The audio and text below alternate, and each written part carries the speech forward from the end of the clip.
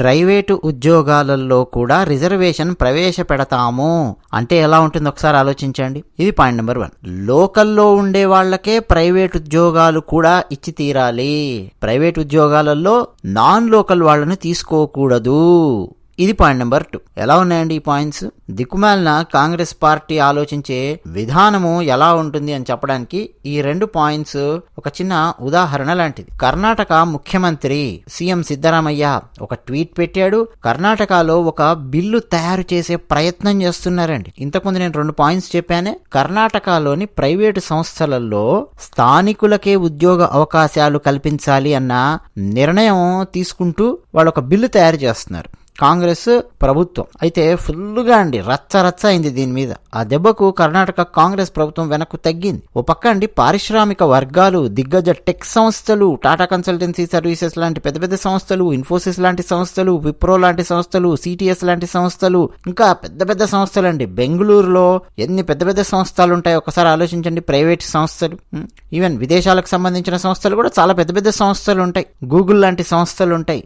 ఇక చాలా సంస్థలు. మీరు అట వైట్ ఫీల్డ్ సైడ్ వెళ్ళినా కానీ, బెంగళూరులో లేదా బనేర్ఘట్ట సైడ్ వెళ్ళినా కానీ, ఇంకా చాలా చోట్లే అండి ఎన్ని సంస్థలు, ప్రైవేట్ సంస్థలు, దిగ్గజ సంస్థలు చాలా ఉన్నాయి, టెక్ సంస్థలు.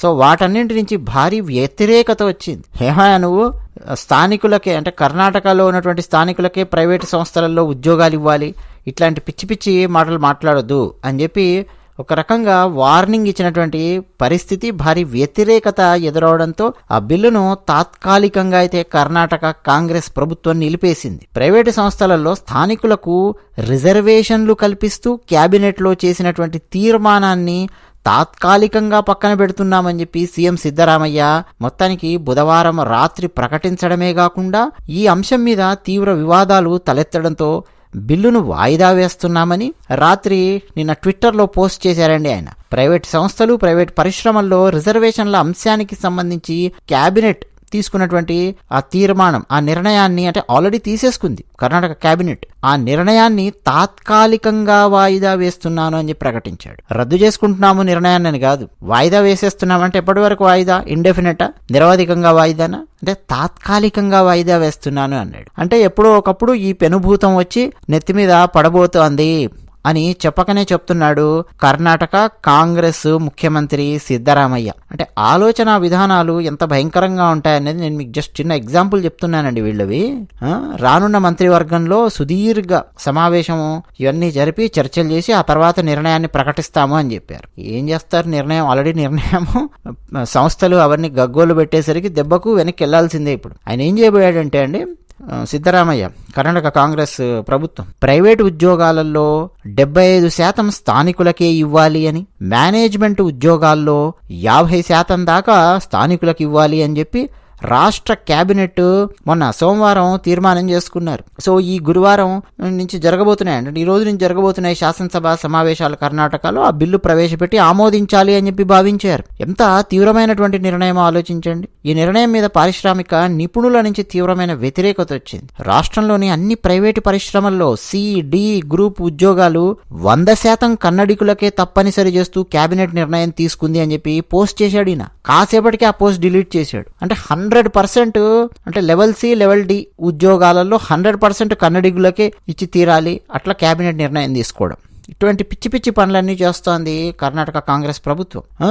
కన్నడిగులు ఉద్యోగాలకు దూరం కాకుండా ఉండాలన్నది ప్రభుత్వ ఆశయము. తమది కన్నడ అనుకూల పాలన అని చెప్పి పోస్ట్ చేశారు. కన్నడిగుల సంక్షేమానికి ప్రాధాన్యం అని చెప్పి ఎక్స్లో అంటే ట్విట్టర్లో పోస్ట్ చేసి ఆ తర్వాత దాన్ని తొలగించాడు. ఆలోచించండి ఒకసారి. ఇప్పుడు హైదరాబాద్లో కూడా ఎన్నో ప్రైవేట్ సంస్థలు ఉన్నాయండి. ప్రభుత్వ సంస్థల్ని కాసేపు పక్కన పెట్టండి. ప్రభుత్వ సంస్థలలో కులపరమైనటువంటి రిజర్వేషన్ ఉంటుంది, మనకు తెలుసు కదా, పక్కన పెట్టేసేయండి. అదో పెద్ద సపరేట్ సబ్జెక్ట్ అది. ప్రైవేట్ కంపెనీలలో రకరకాల రిజర్వేషన్లు ప్రవేశపెట్టాలి అని, అందులోనూ లోకల్లో ఉండే వాళ్లకు గ్రూప్ సి లేదా గ్రేడ్ సి, గ్రేడ్ డి ఆ కింది లెవెల్లో ఉన్నటువంటి వాళ్ళందరికీ, లోకల్ వాళ్ళకి 100% ఉద్యోగాలు, అలాగే మేనేజ్మెంట్లోనేమో 50%, అలాగే ప్రైవేట్ ఉద్యోగాలు అన్నింటిలో కూడా 75% స్థానికులకు ఇవ్వాలి అని చెప్పి నిర్ణయం తీసుకున్నారనుకోండి, ఎంత దారుణంగా ఉంటుంది.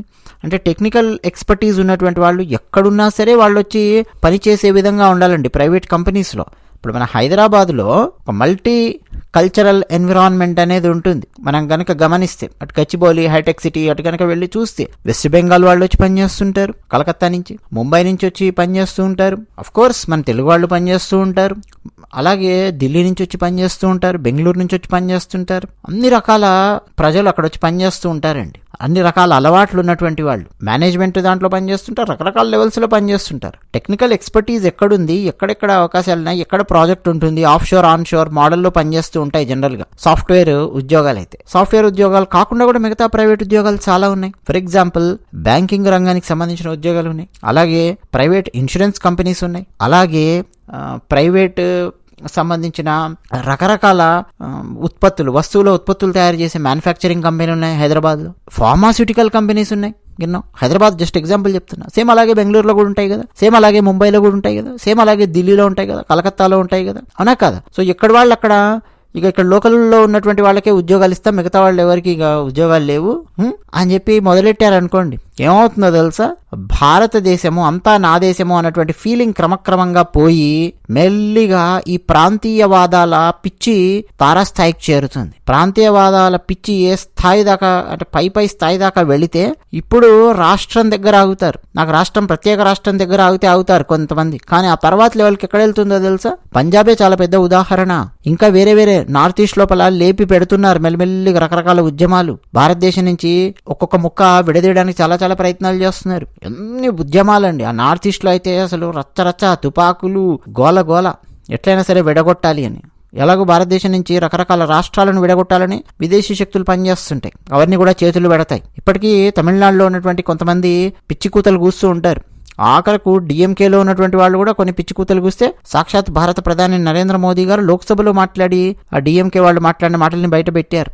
కొంతమంది అసలు తమిళియన్స్ బయట మాట్లాడుతున్నప్పుడు కూడా నేను విని ఆశ్చర్యపోయేవాడిని. ఇంకా కంట్రోల్ చేయాల్సి వచ్చేది, పిచ్చవాగుడు వాగకండి అని. ఏంటో తెలుసా? తమిళనాడులో మన దగ్గర అన్నీ ఉన్నాయి కదా, పారే నదులు ఉన్నాయి, పండే పంట పొలాలు ఉన్నాయి, మనకు సపరేట్ భాష ఉంది, కల్చర్ ఉంది, మంచి భూభాగం ఉంది, ఇవన్నీ ఉన్నాయి. మన మీదేంది ఈ ఉత్తరాది పెత్తనం, మన మీదేంది ఈ హిందీ పెత్తనం అని చెప్పి మొదలెట్టారు. అక్కడి నుంచి నెక్స్ట్ మనమే ఒక ప్రత్యేకమైన దేశంగా ఉండగలిగేంతటి సామర్థ్యం మనకుంది, మన తమిళనాడుకు, వీళ్ళతో మనకేంది అని చెప్పి విషపు భావజాలం మాట్లాడడం మొదలు పెట్టారు. కొంతమంది హ్యాక్ అయిపోయేవాడిని నేను. కంట్రోల్ చేయాల్సి వచ్చేది, కొన్నిసార్లు తిట్టాల్సి వచ్చేది, ఇక రకరకాలుగా. So what ever it is, కన్నడలో ఉన్నటువంటి వాళ్లకు నువ్వు ప్రభుత్వ ఉద్యోగాలు ఏమైనా క్రియేట్ చేయగలిగితే క్రియేట్ చేయి, ఓకే. రిక్వెస్ట్ చేయి. ఇప్పుడు పెద్ద కంపెనీస్, ప్రైవేట్ కంపెనీస్ ఉంటాయి కదా, వాళ్ళకు రిక్వెస్ట్ చేయి, సార్ కొంచెం ఒక పర్సెంటేజ్ పెంచండి సార్, కొంచెం కన్నడలో ఉన్నటువంటి ఉద్యోగాలు ఆ నిరుద్యోగులకు కొంచెం ఎక్కువ ఉద్యోగాలు కేటాయించేలాగా కొంచెం ఒక 5% అన్న పెంచండి సార్, 3% అన్న పెంచండి సార్. ఇట్లా నువ్వు కావాలంటే ఒక రిక్వెస్ట్ చేయొచ్చు. లేకపోతే ఏం చేయొచ్చో తెలుసా? ఒక 5% కన్నడిగులకు ఇవ్వండి సార్, నిరుద్యోగ సమస్య ఇంత తగ్గింది అని అంటే మేము మీకు ఎలక్ట్రిసిటీలో ఇంత డిస్కౌంట్ ఇస్తాము, దీంట్లో ఇంత డిస్కౌంట్ ఇస్తాము అని చెప్పి మాట్లాడారనుకోండి ప్రైవేట్ కంపెనీలతో. డెఫినెట్గా వాళ్ళు ఏం చేస్తారంటే ఎక్కడెక్కడైతే ప్లేస్ చేయగలరు, అంటే టూ మచ్ టెక్నికల్ ఎక్స్పర్టీజ్ లేనటువంటి ఉద్యోగాలు కొన్ని ఉంటాయి, అటువంటి దగ్గర డెఫినెట్గా ఇస్తారు. ఆబ్వియస్గా టెక్నికల్ ఎక్స్పర్టీజ్ ఉన్న దగ్గర కన్నడ వాళ్ళు అందరూ పోటీ పడతారు, డెఫినెట్గా పోటీ పడతారు. ఎంతోమంది కన్నడిగులు పనిచేస్తున్నారు, పెద్ద ఐటీ కంపెనీస్లో పనిచేస్తారు, మేనేజ్మెంట్ స్థాయిలో ఉన్నారు, ఫార్మాస్యూటికల్ కంపెనీస్లో వర్క్ చేస్తున్నారు. ఇంకా స్పిన్నింగ్ మిల్స్ ఉన్నాయి, అరవింద్ కాటన్కి సంబంధించిన మిల్స్, పెద్ద మిల్స్ ఉన్నాయండి. ఇప్పుడు మైసూర్ శాండల్కు సంబంధించినటువంటి సోప్, ఆ ఉత్పత్తులు అవన్నీ పనిచేసేటటువంటి వాళ్ళు ఉన్నారు. కొనేమో అందులో గవర్నమెంట్ జాబ్స్ ఉంటాయి, కొంత గవర్నమెంట్ ప్రైవేట్ కాదు అన్నట్టుగా ఒక టైప్ ఆఫ్ ఎయిడెడ్ జాబ్స్ లాంటివి ఉంటాయి, ప్రైవేట్ జాబ్స్ ఉంటాయి. నువ్వు ఎక్కడెక్కడ ఫిల్ చేయగలవు అక్కడ ఫిల్ చేయగాని ఏందే ఇది. మళ్ళీ అదేంది, చట్టం చేసి నెత్తి మీద రుద్దబోతున్నాడు. చట్టం చేసిన తర్వాత ఏమవుతుందో తెలుసా, ఒకసారి నువ్వు దాన్ని ఎన్ఫోర్స్ చేసే ప్రయత్నం చేస్తావు, కంపెనీస్ ఏం చేస్తాయి, మెల్లిమెల్లిగా అక్కడి నుంచి వెళ్ళిపోతాయి,